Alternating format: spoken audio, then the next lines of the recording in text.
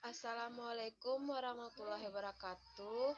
Kali ini saya akan menjelaskan materi terkait lembaga jasa keuangan dalam perekonomian.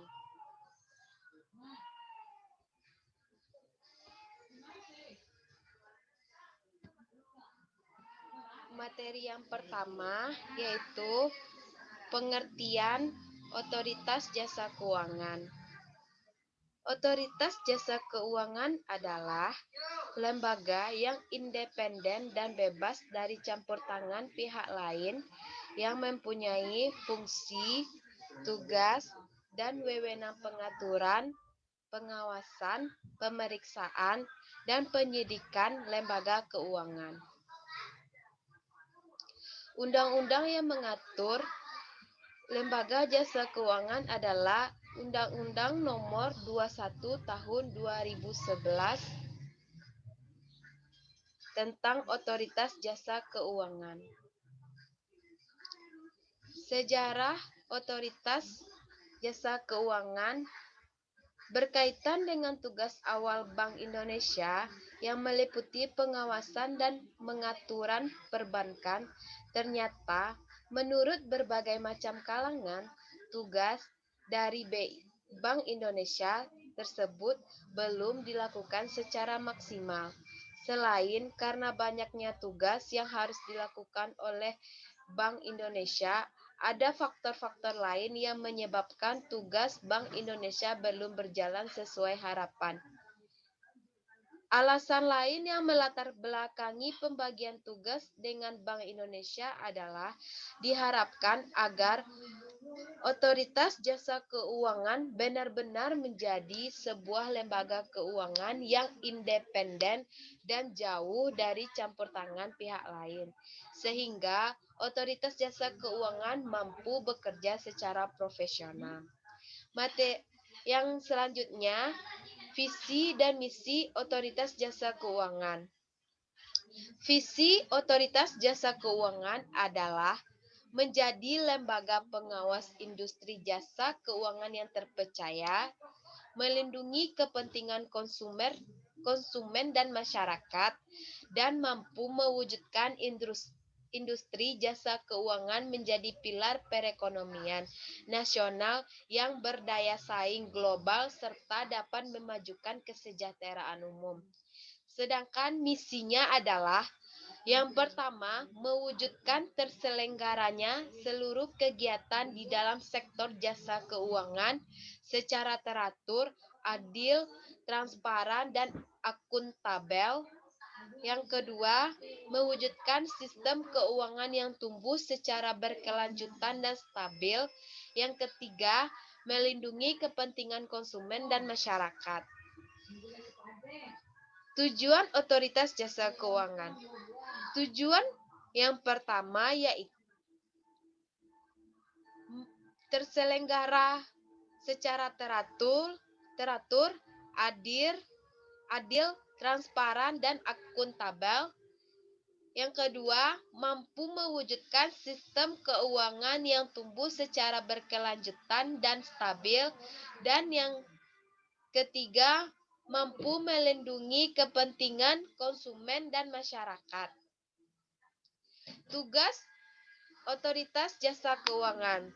Tugas yang pertama yaitu Otoritas Jasa Keuangan ini mengatur dan mengawasi semua kegiatan yang berhubungan dengan jasa keuangan di sektor perbankan. Tugas yang kedua yaitu melakukan pengawasan pada kegiatan jasa keuangan di pasar modal. Yang ketiga, tugasnya yaitu pengawasan pada lembaga perasuransian, lembaga pembiayaan, lembaga dana, pensiun, dan jasa keuangan lain. Materi selanjutnya yaitu fungsi Otoritas Jasa Keuangan.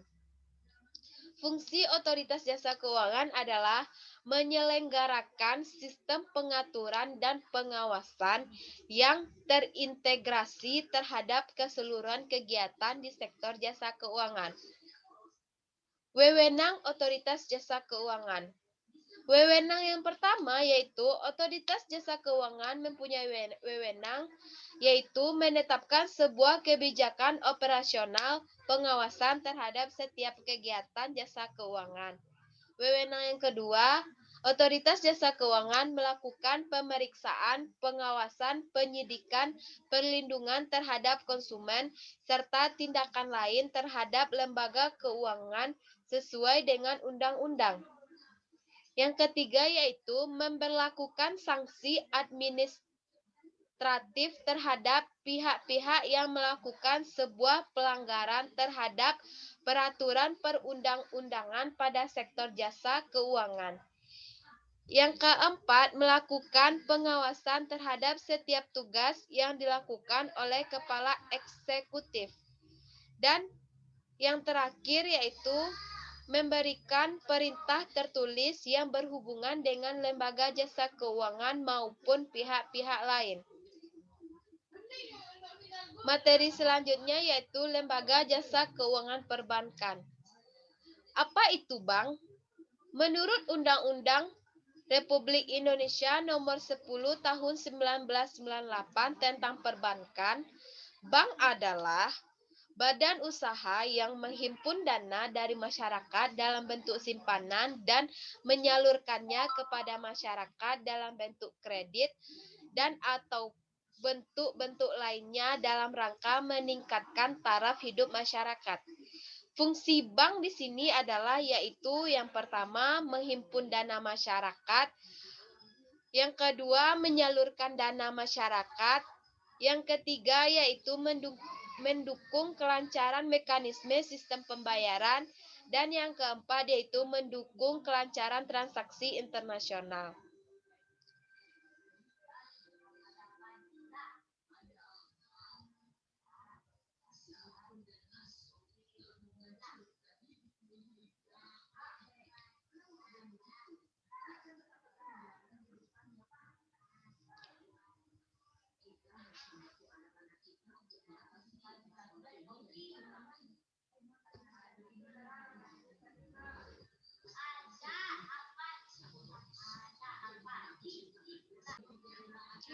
Materi selanjutnya yaitu tentang pasar modal. Menurut Undang-Undang Nomor 8 Tahun 1995, pasar modal adalah kegiatan yang berkaitan dengan penawaran umum dan perdagangan efek perusahaan publik yang berkaitan dengan efek yang diterbitkannya dan lembaga profesi yang berkaitan dengan efek. Fungsi pasar modal. Fungsi pasar modal yang pertama yaitu sebagai sarana penambah modal bagi usaha. Yang kedua yaitu sebagai sarana pemerataan pendapatan. Yang ketiga yaitu sebagai sarana peningkatan kapasitas produksi. Yang keempat sebagai sarana penciptaan tenaga kerja. Yang kelima yaitu sebagai sarana peningkatan pendapatan. Yang keenam yaitu sebagai indikator perekonomian negara. Peran pasar modal di sini yaitu sebagai fasilitas dalam melakukan interaksi antara pembeli dan penjual untuk menentukan harga saham atau surat berharga yang diperjualbelikan.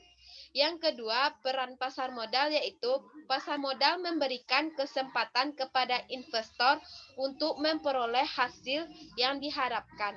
Yang ketiga yaitu pasar modal memberi kesempatan kepada investor untuk menjual kembali saham yang dimilikinya atau surat berharga lainnya. Yang keempat yaitu perannya pasar modal menciptakan kesempatan kepada masyarakat untuk berpartisipasi dalam perkembangan suatu perekonomian.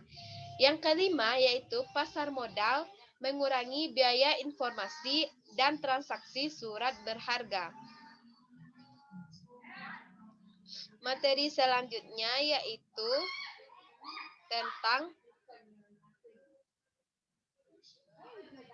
perasuransian. Asuransi dalam Undang-Undang Nomor 2 Tahun 1992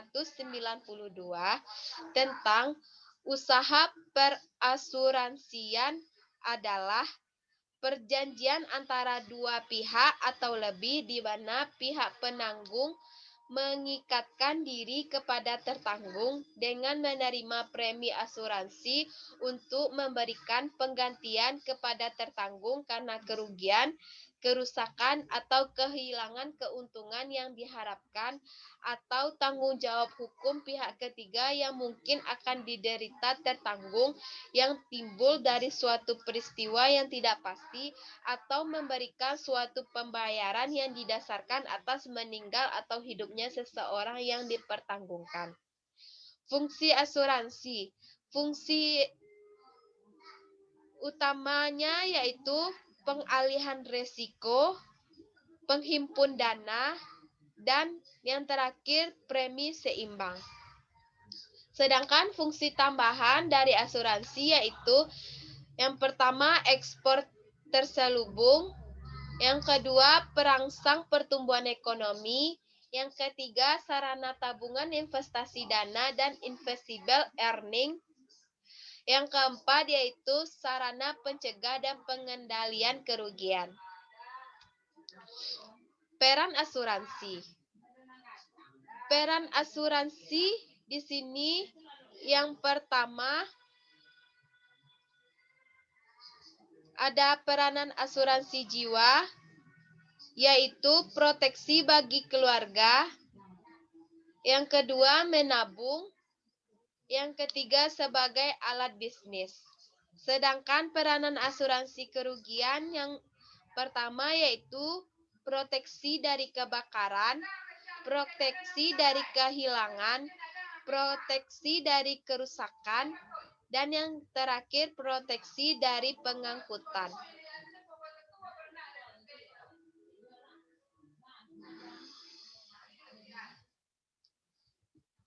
Materi selanjutnya yaitu tentang dana pensiun. Menurut Undang-Undang Nomor 11 Tahun 1992, dana pensiun ialah badan hukum yang mengelola dan menjalankan program yang menjanjikan manfaat pensiun. Fungsi dana pensiun. Yang pertama, fungsinya yaitu menyediakan dana atau pertanggungan apabila peserta meninggal dunia atau kecelakaan atau cacat sebelum usia pensiun. Yang kedua, fungsinya yaitu menghimpun dana berupa tabungan bagi keperluan peserta di hari tua. Yang ketiga yaitu fungsinya mempersiapkan dana berbentuk manfaat pensiun yang diterima setiap bulan setelah mencapai usia pensiun selama seumur hidup peserta janda atau duda peserta. Peran dana pensiun yang pertama perannya di sini yaitu memelihara kesinambungan penghasilan pada hari tua dalam rangka mewujudkan keadilan sosial bagi seluruh rakyat Indonesia. Yang kedua, peran dana pensiun yaitu sebagai sarana penghimpunan dana guna meningkatkan peran serta masyarakat dalam pembangunan nasional. Yang ketiga yaitu menambah motivasi ketenangan kerja sehingga meningkatkan produktivitas. Yang keempat, berperan secara aktif dalam pembiayaan pembangunan. Yang kelima, yaitu membantu meningkatkan pertumbuhan ekonomi. Dan yang terakhir yaitu peran dana pensiun yaitu memperbesar produksi nasional.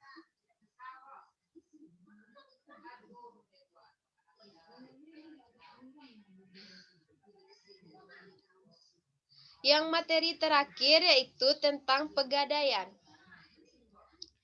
Menurut pasal 1150 KUHP,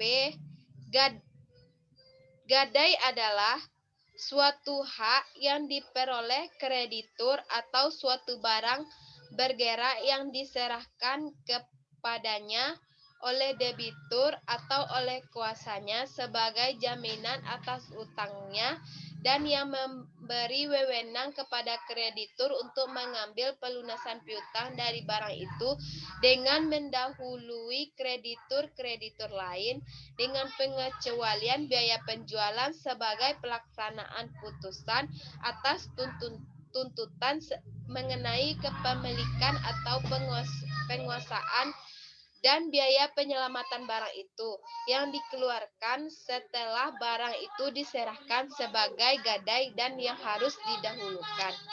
Pegadaian adalah lembaga keuangan, bukan bank yang memberikan kredit kepada masyarakat dengan cara khusus, yaitu hukum gadai. Hukum gadai adalah kegiatan menjaminkan barang berharga kepada pihak tertentu guna memperoleh sejumlah uang dan barang yang dijaminkan akan ditebus sesuai perjanjian nasabah dengan lembaga gadai. Fungsi pegadaian. Fungsi yang pertama yaitu pegadaian mengelola penyaluran uang pinjaman atas dasar hukum gadai dengan cara mudah, cepat, aman, dan hemat. Fungsi yang kedua yaitu menciptakan dan mengembangkan usaha-usaha lain yang menguntungkan bagi pegadaian maupun masyarakat. Yang ketiga yaitu mengelola keuangan perlengkapan, kepegawaian, pendidikan, dan pelatihan. Yang keempat yaitu fungsinya mengelola organisasi, tata kerja, dan tata laksana pegadaian. Yang kelima yaitu melakukan penelitian dan pengembangan serta mengawasi pengelolaan pegadaian. Peran pegadaian di sini yaitu pegadaian sebagai usaha yang unik. Yang kedua, pegadaian di antara lembaga kreditan lain. Yang ketiga, peran pegadaian yaitu pegadaian sebagai jaring pengaman sosial. Dan yang terakhir, perannya yaitu peran pegadaian dalam menggalang ekonomi kerakyatan. Nah, itu saja materi yang dapat saya sampaikan. Semoga bermanfaat bagi kalian semua. Saya akhiri dengan wabillahi taufik wal hidayah. Wassalamualaikum warahmatullahi wabarakatuh.